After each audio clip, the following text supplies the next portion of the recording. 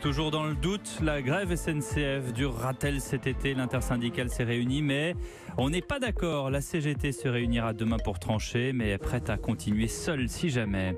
Donald Trump persiste et signe. Il faut séparer les enfants des parents incarcérés parce qu'ils sont clandestins. C'est la loi qui le dit. Nous rejoindrons notre correspondant. Emmanuel Macron également sur le thème de l'immigration avec Angela Merkel, renvoyer vers les pays d'entrée les migrants concernés. Une libération polémique, celle d'un convoyeur de Salah Abdeslam. Et puis les jeux vidéo, l'addiction est désormais reconnue comme une maladie. Sans oublier la météo de Christine Peña. Demain, les températures s'envolent. La grève SNCF cet été, l'hypothèse hante les usagers des trains, d'autant que bien nombre d'entre vous ont déjà pris leur billet depuis longtemps. L'intersyndicale s'est réunie, mais voilà, le projet ne fait pas l'unanimité. L'UNSA veut sortir du conflit, la CFDT attend de voir ce que propose la SNCF, Sudrail veut poursuivre. Quant à la CGT, on se réunit demain, c'est là qu'on va trancher. Écoutez Laurent Brun de la CGT cheminot. La CGT va appeler à la poursuite de la mobilisation au-delà du mois de juin, donc va déterminer les propositions qu'elle fera aux cheminots sur les journées d'action. Nous avons entendu les autres organisations syndicales qui nous disent attendre le 28 juin pour réfléchir à une stratégie.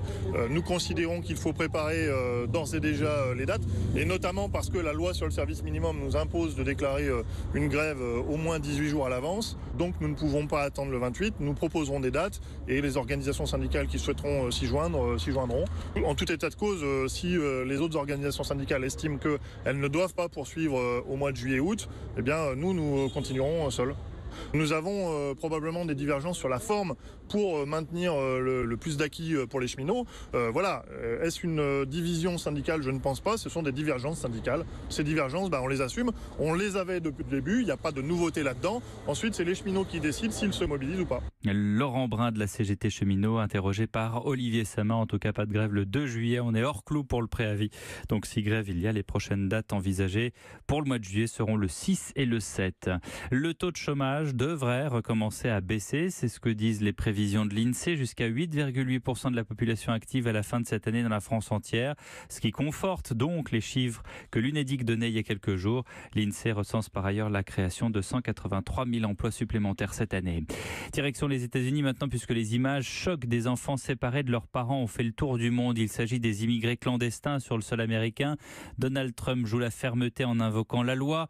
Plus de 2300 enfants et jeunes séparés en l'espace de 5 semaines. Le Mexique condamne la cruelle et inhumaine séparation. Xavier Yvon, vous êtes le correspondant d'Europe 1 aux États-Unis. Le président américain est attendu devant le Congrès dans, on va dire, 3 quarts d'heure maintenant, mais dans l'attente, il campe sur ses positions.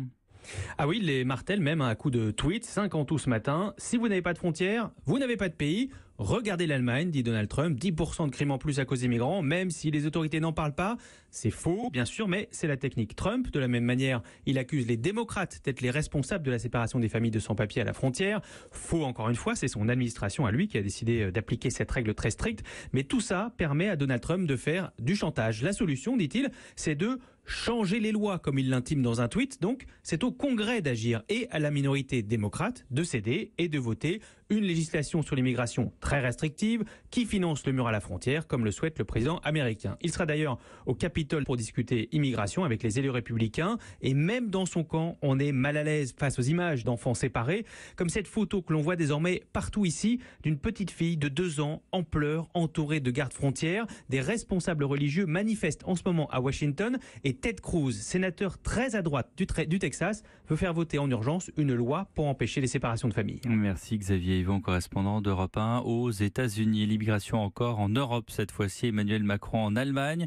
L'idée est de conclure des accords entre les principaux pays de l'Union concernés par l'afflux de migrants, comme cela a été encore le cas avec l'affaire de l'Aquarius. Le couple franco-allemand voudrait renvoyer les migrants dans les pays par lesquels ils sont entrés dans l'Union. C'est la philosophie que l'on défend l'un et l'autre, a dit le chef de l'État à Meisenberg avec Angela Merkel près de Berlin. Écoutez-le.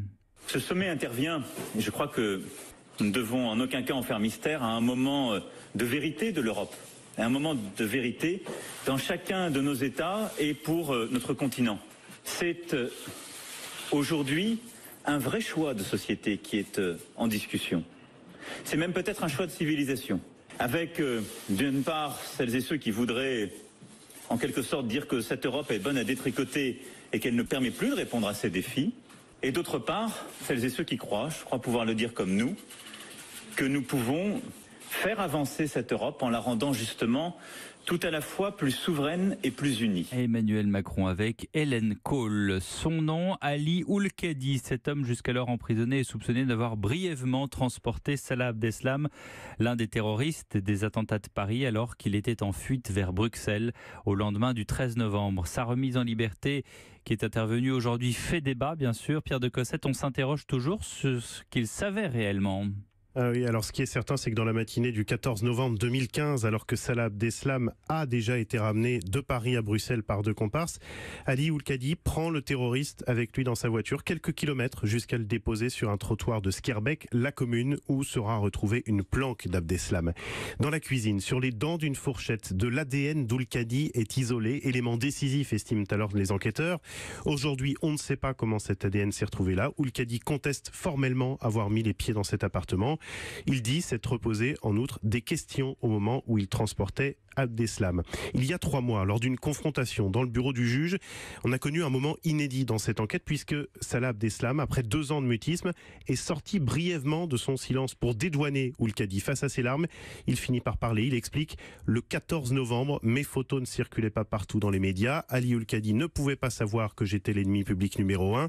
C'était quelqu'un de bien, c'est une simple connaissance. » Hier, après 31 mois de détention provisoire, Ali Oulkadi a donc été remis en liberté sous contrôle judiciaire strict, mais c'est important de le dire, les charges qui pèsent contre lui, notamment le recel de terroriste, ne sont pas abandonnées. Il reste susceptible d'être jugé. Merci Pierre de Cossette. Les frères Bogdanov sont en garde à vue. Les célèbres animateurs sont actuellement interrogés au commissariat du 16e à Paris dans le cadre d'une information judiciaire pour des soupçons d'escroquerie sur des personnes vulnérables.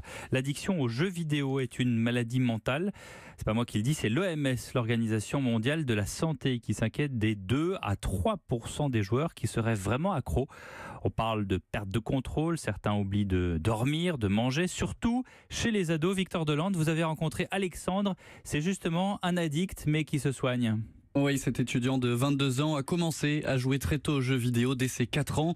Au cours de son adolescence, il devient de plus en plus accro aux manettes. Il y a 2 ans, il part en voyage universitaire en Angleterre, 2 mois sur place où il n'a presque jamais mis les pieds dehors. Je me suis rendu compte que ça allait pas parce que je n'allais même plus en cours et je ne faisais que jouer H24 et c'est là où j'ai dit que c'était vraiment un problème, quoi. Quand j'étais dans ce mois-là, en vrai, j'étais pas loin du 18h, sans pression, je dormais à peine 6 heures par nuit. Je me couchais, il devait être 2h du mat, je me levais, il était 8h. Et en vrai, hormis pour m'acheter à manger et faire à manger, donc ça prenait même pas une demi-heure dans la journée, je faisais que jouer. Depuis 1 an, Alexandre se soigne au CHU de Villejuif. Il fait très attention aux rechutes et a surtout bien géré ses priorités au quotidien. En reconnaissant l'addiction aux jeux vidéo comme une maladie, l'Organisation mondiale de la santé va considérablement changer la prise en charge. Désormais, le dépistage devrait être beaucoup plus précoce. Cette décision de l'OMS, ça veut dire aussi des médicaments remboursés et un congé maladie si besoin pour les malades. En France, on estime qu'un jeune de 14 à 24 ans sur 6, ça donne plus de 5 heures par jour aux jeux vidéo et 7% d'entre eux ne descotchent pas de l'écran pendant plus de 8 heures par jour. Merci Victor Delande. Le foot, la Russie a un pied et demi en 8e de finale après avoir battu l'Égypte 3-1. L'Égypte qui du coup se retrouve au bord de l'élimination malgré la titularisation de Mohamed Salah. Salah qui n'a pu que sauver l'honneur sur penalty. Le pays hôte compte 6 points et pourrait être qualifié demain si l'Arabie Saoudite ne domine pas l'Uruguay lors de l'autre match de poule. La météo, Christine Peña, demain les températures s'envolent. En effet, elles s'envolent ces températures. Ce sera d'ailleurs la journée la plus chaude de la semaine. Des températures très estivales. Ce sera éphémère puisque le lendemain, dès jeudi, donc de l'air moins chaud reviendra sur la moitié nord du pays. Alors demain matin, dès le lever du jour, il fera 13 degrés à Brest, 15 à Colmar et Belfort, déjà 16 à Paris comme à Chambéry, 17 à Bordeaux et jusqu'à 18 à Lyon et même 22 à Nice. L'après-midi, ça s'envole.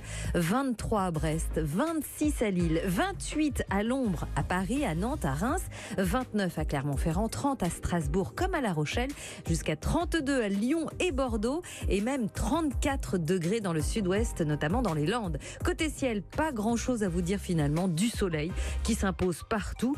En bord de Manche, toujours des nuages le matin, mais même là, le soleil s'imposera l'après-midi. Merci Christine.